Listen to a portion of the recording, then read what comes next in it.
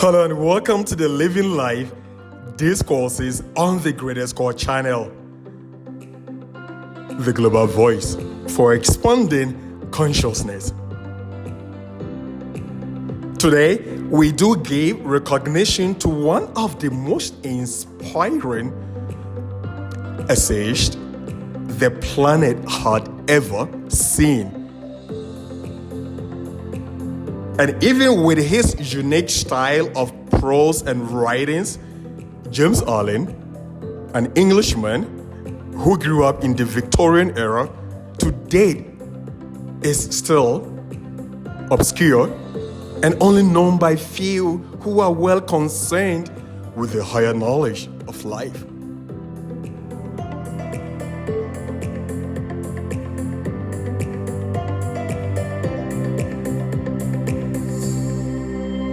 He is one of the authors that we have had to read each of his work many, many times because of the density and the depth of profound knowledge. They are so profound, we have not met anyone on the planet who could seriously get all that they want in one or two readings from each of his work. And these are excerpts from his essay, his book, Out from the Heart. Out from the Heart.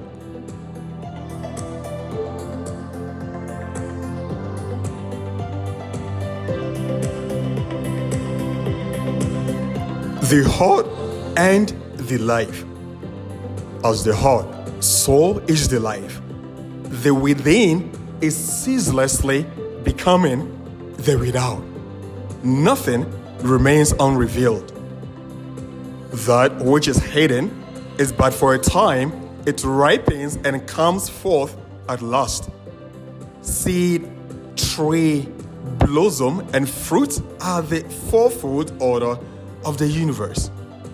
From the state of a man's heart proceed the conditions of his life. Again, from the state of a man's heart proceed the conditions of his life. His thoughts blossom into deeds, and his deeds bear the fruitage of character and destiny. Life is ever unfolding from within and revealing itself to the light and thought engendered in the heart. At last reveal themselves in words, actions, and things accomplished. As the fountain from the hidden spring, so flows forth a man's life from the secret resources of his heart. All that he is and does is generated there. All that he will be and do will take its rise there. Sorrow and happiness, suffering and enjoyment, fear and hope, hatred and love, ignorance and enlightenment are nowhere but in the heart. They are solely mental conditions. Again, they are solely mental conditions.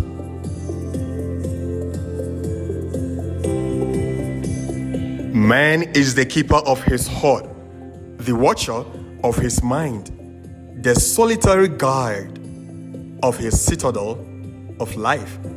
As such, he can be diligent or negligent. He can keep his heart more and more carefully. He can more strenuously watch and purify his mind. And he can guard against the thinking of unrighteous thoughts. This is the way of enlightenment and bliss.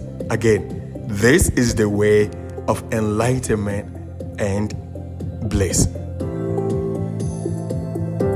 On the other hand, he can live loosely and carelessly, neglecting the supreme task of rightfully ordering his life. This is the way of self-delusion and suffering. Let a man realize that life in its totality proceeds from the mind, and lo, the way of blessedness is opened up to him. For he will then discover that he possesses the power to rule his mind and to fashion it in accordance with his ideal. In accordance with his ideal.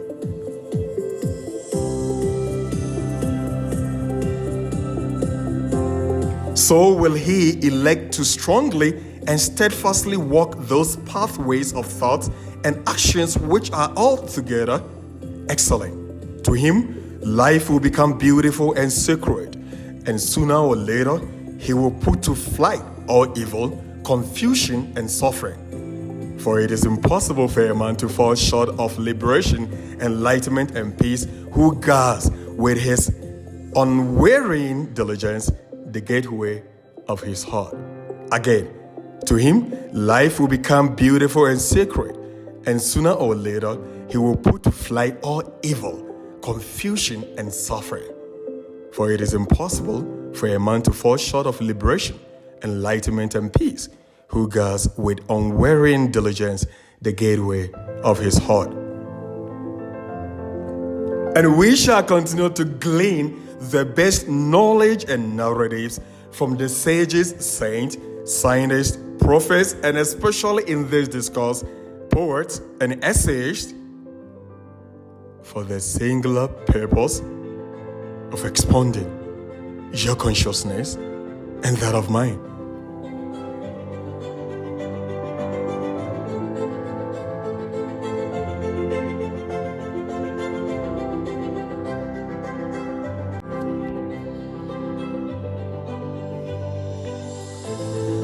The nature and power of mind. Mind is the arbiter of life. It is the creator and shaper of conditions and the recipient of its own results. It contains within itself both the power to create illusion and to perceive reality. Mind is the infallible weaver of destiny. Thought is the thread. Good and evil deeds are the warp and woof, or foundation, and the web woven upon the loom of life is character. Mind clothes itself in garments of its own making. Man, as a mental being, possesses all the powers of mind and is furnished with unlimited choice. He learns by experience, and he can accelerate or retard his experience. He is not arbitrarily bound at any point, but he has bound himself at many points. Again, he is not arbitrarily bound at any point, but he has bound himself at many points. And having bound himself, he can, when he chooses, liberate himself. He can become bestial or pure, ignorant or noble, foolish or wise, just as he chooses. He can, by reoccurring practice, form habits, and he can, by renewed effort, break them off. He can surround himself with illusions until truth is completely lost, and he can destroy each of those illusions until truth is entirely recovered. Again, he can surround himself with illusions until truth is completely lost, and he can destroy each of those illusions until truth is entirely recovered. His possibilities are endless. His freedom is complete. It is the nature of the mind to create its own conditions and to choose the states in which it shall dwell. It also has the power to alter any condition, to abandon any state. This is continually doing as it gathers knowledge of state after state by repeated choice and exhaustive experience. Inward processes of thought make up the sum and character of life. Men can modify and alter these processes by bringing will and effort to bear upon them, The bonds of habit, impotence, and sin are self-made and can only be destroyed by oneself. They exist nowhere but in one's mind. And although they are directly related to outward things, they have no real existence in those things.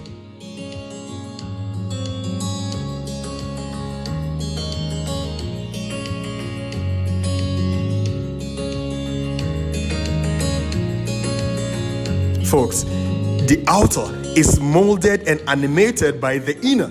Again, the outer is molded and animated by the inner, and never the inner by the outer. Temptations does not rise in the outer object, but in the lust of the mind for that object. Again, temptation does not arise in the outer object, but in the lust of the mind for that object. Nor do sorrow and suffering belong by nature to the external things and happenings of life, but in an undisciplined attitude of mind towards those things and happenings. The mind that is disciplined by purity and fortified by wisdom avoids all those lusts and desires which are inseparably bound up with affliction, and so arrives at enlightenment and peace.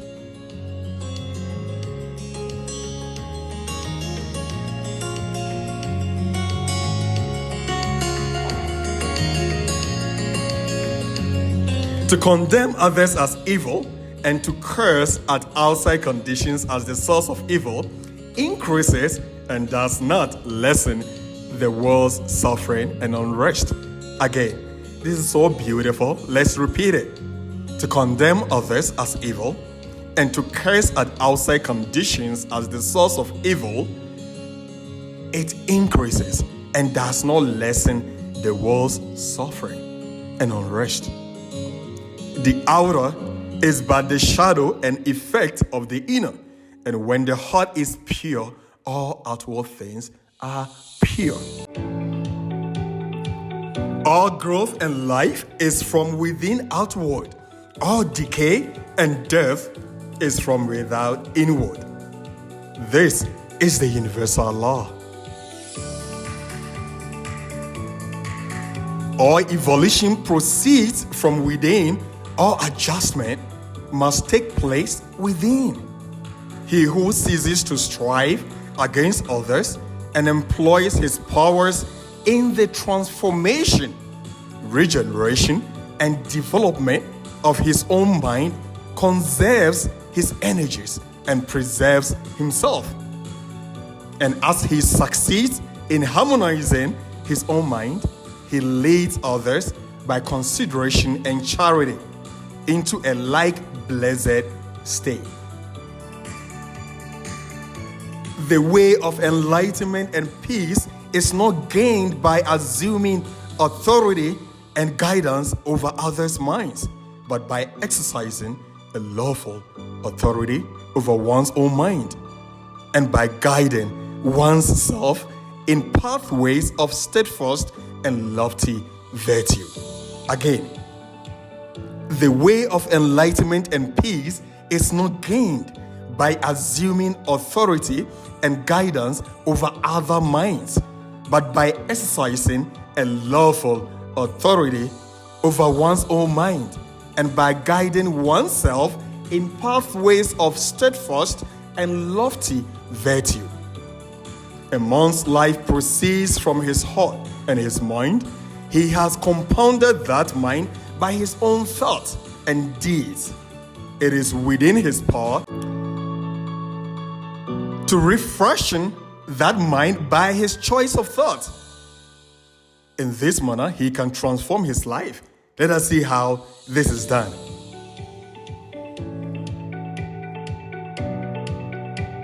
Formation of habit. Every established mental condition is an acquired habit, and it has become such by continuous repetition of thought. Repetition of thought. is how habits are acquired. Despondency and cheerfulness, anger and calmness, covetousness and generosity, indeed, all states of mind are habits built up by choice until they have become automatic.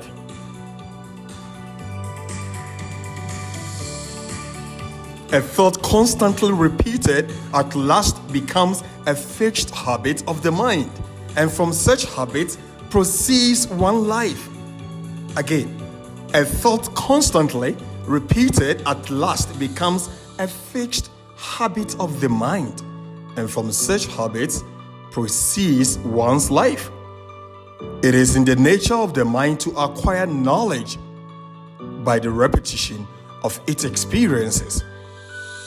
A thought which is very difficult at first to hold and dwell upon at last becomes, by constantly being held in the mind, a natural and habitual practice. A boy, when commencing to learn a trade, cannot even handle his tools right, much less use them correctly. But after long repetition and practice, he plies them with perfect ease and consummate skill. Likewise, a state of mind at first apparently incapable of realization is, by perseverance and practice, at last acquired and built into the character as a natural and spontaneous condition. In this power of the mind to form and reform its habit, its conditions, is contained the basis of a man's salvation. It is the open door to perfect liberty by the mastery of self. For as a man has the power to reform, to form and reform, again, for as a man has the power to form harmful habits, so he equally has the same power to create habits that are essentially good. And here we come to a point which needs some clarifying and which calls for deep and earnest thought on the part of my reader.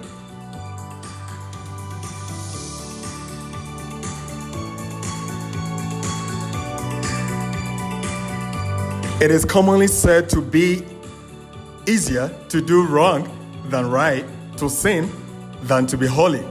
Such a condition has come to be regarded almost universally as a self-evident truth. No less a teacher than the Buddha has said, bad deeds and deeds hurtful to ourselves are easy to do. What is beneficial and good, that is difficult to do. And with regards to humanity generally, this is true. But it is only true as a passing experience, a fleeting factor in human evolution. It is not a fixed condition of things. It is not the nature of an eternal truth. It is easier for men to do wrong than right because of the prevalence of ignorance. Because the true nature of things and the essence and meaning of life are not understood. When a child is learning to write, it is extremely easy to hold the pen wrongly and to form his letters incorrectly. But it is painfully difficult to hold the pen and to write properly. This is because the child's ignorance of the art of writing, which can only be dispelled by persistent effort and practice, until at last it becomes natural and easy to hold the pen correctly, and difficult as well as altogether unnecessary to do the wrong thing.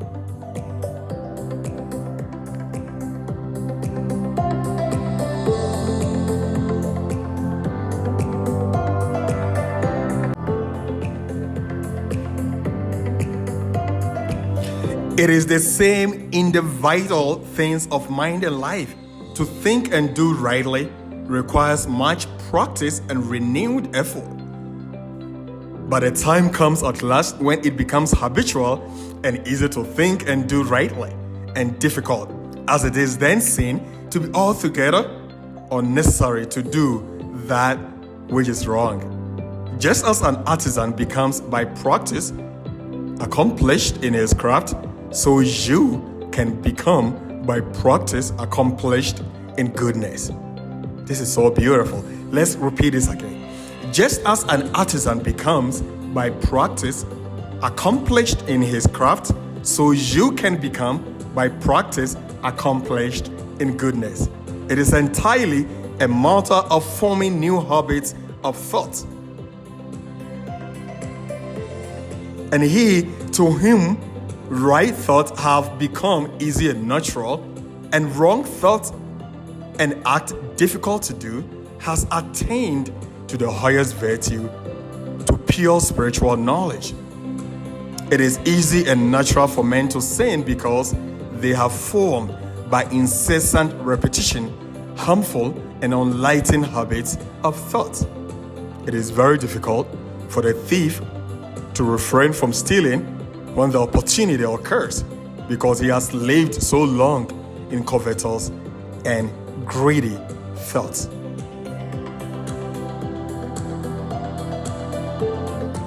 But such difficulty does not exist for the honest man who has lived so long with upright and honest thoughts. He has thereby become so enlightened as to the wrong, folly, and fruitlessness of theft, that even the remotest idea of stealing does not enter his mind. The sin of theft is a very extreme one, and I have introduced it in order to more clearly illustrate the false information of habit.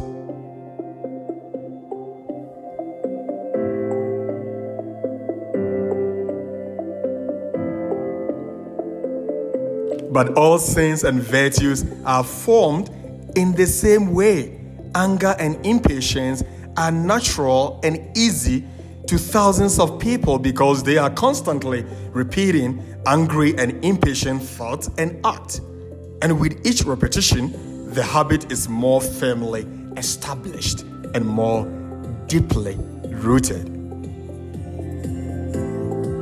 Conversely, calmness and patience can become habitual in the same way by first grasping through effort a calm and patient thought, and then continuously thinking it and living in it until use becomes second nature and anger and impatience pass away forever.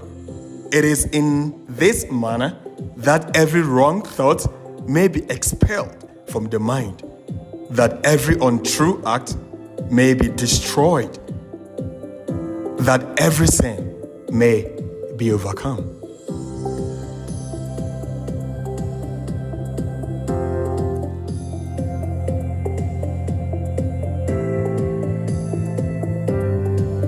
Doing and knowing.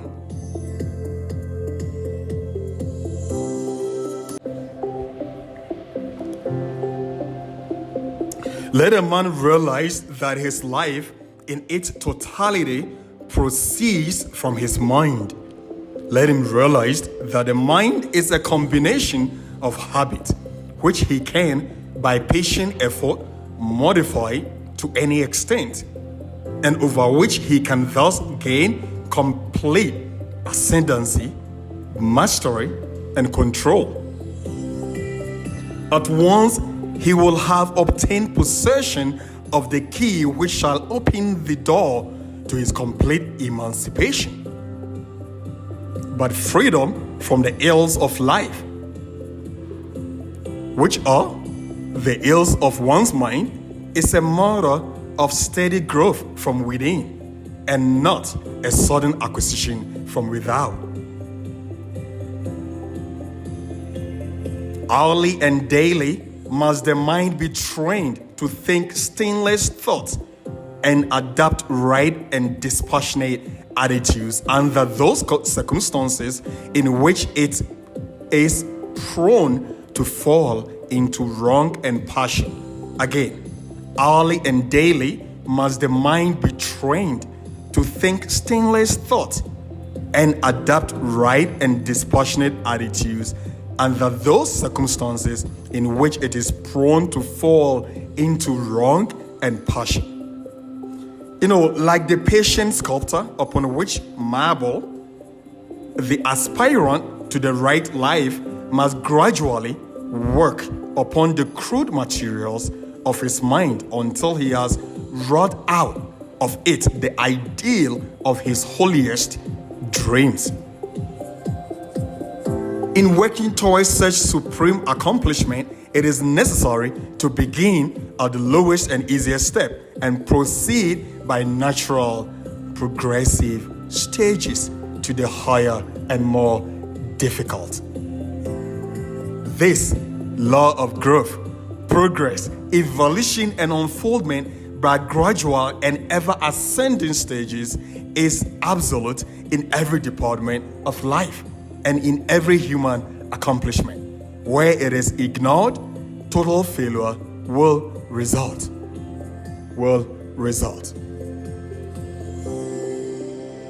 In acquiring education, in learning a trade, or in pursuing a business, this law is fully recognized and minutely obeyed by all. But in acquiring virtue, in learning truth, and in pursuing the right conduct and knowledge of life, it is unrecognized and disobeyed by nearly all. Hence, virtue, truth, and the perfect life remain unpracticed, unacquired, and unknown.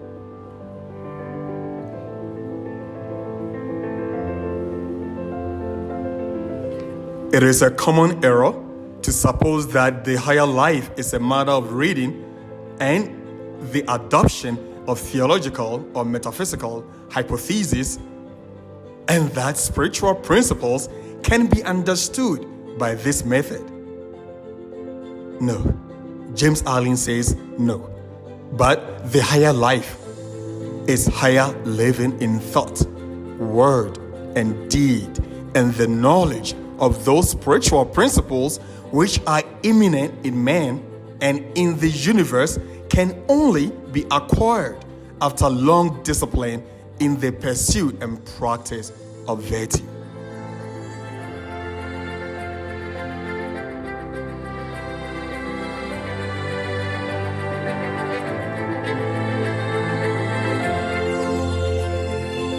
The lesser must be thoroughly grasped and understood before the greater can be known. Practice always precedes real knowledge. The schoolmaster never attempts to teach his pupils the abstract principles of mathematics at the start. No, he does not. He knows that such a method of teaching will be in vain and learning impossible. He first places before them a simple sum, and having explained it, leaves them to do it. When after repeated failures and ever renewed effort, they have succeeded in doing it correctly, a more difficult task is set before them, and then another and another. It is not until the pupils have, through many years of diligent application, mastered all the lessons in arithmetic that he attempts to unfold to them the underlying mathematical principles.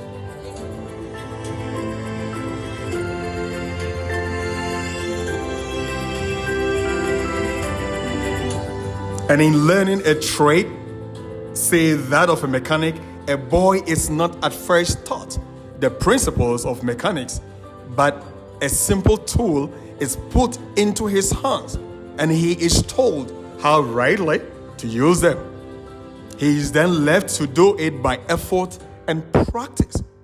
As he succeeds in plying his tools correctly, more and more difficult tasks are set before him, until after several years of successful practice, he is prepared to study and grasp the principles of mechanics.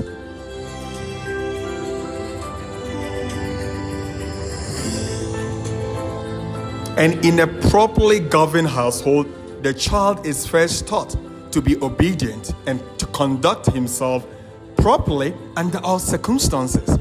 The child is not even told why he must do this, but is commanded to do it.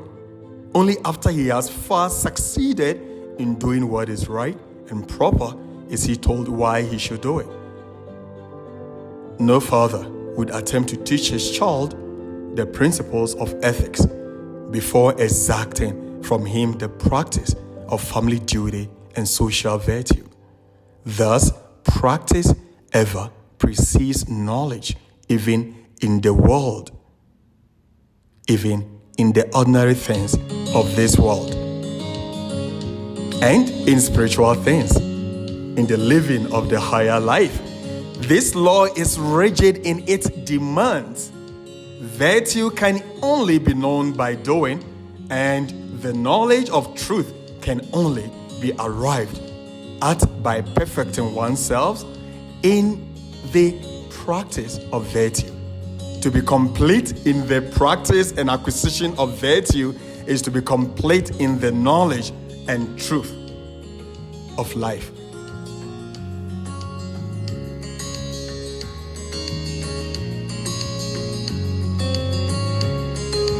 Truth can only be arrived at by daily and hourly doing the lessons of virtue, beginning with the simplest and passing on to the more difficult.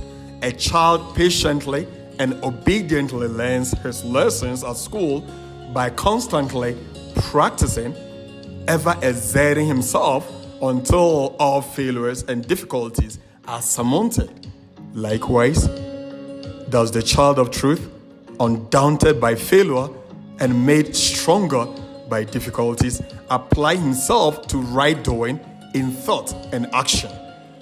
As he succeeds in acquiring virtue, his mind unfolds itself in the knowledge of truth, and it is a knowledge in which he can securely rest. Again,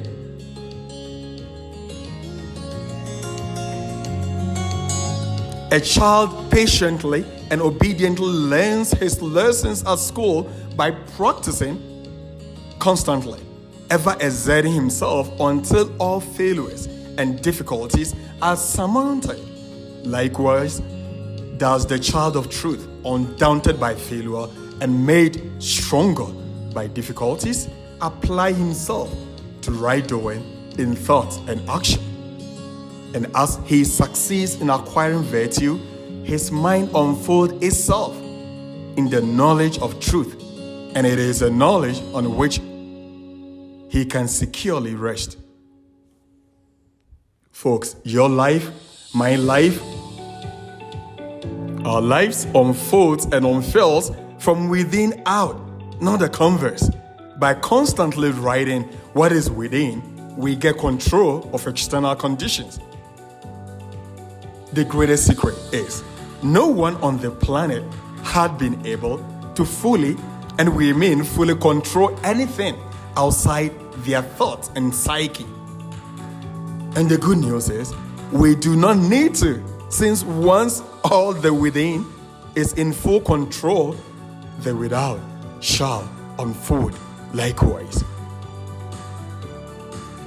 And this has been the Greatest Call discourse on living from within, with excerpts from James Allen's essay, Out from the Heart. Stay blessed. God bless your family and the planet. We shall see you all very soon.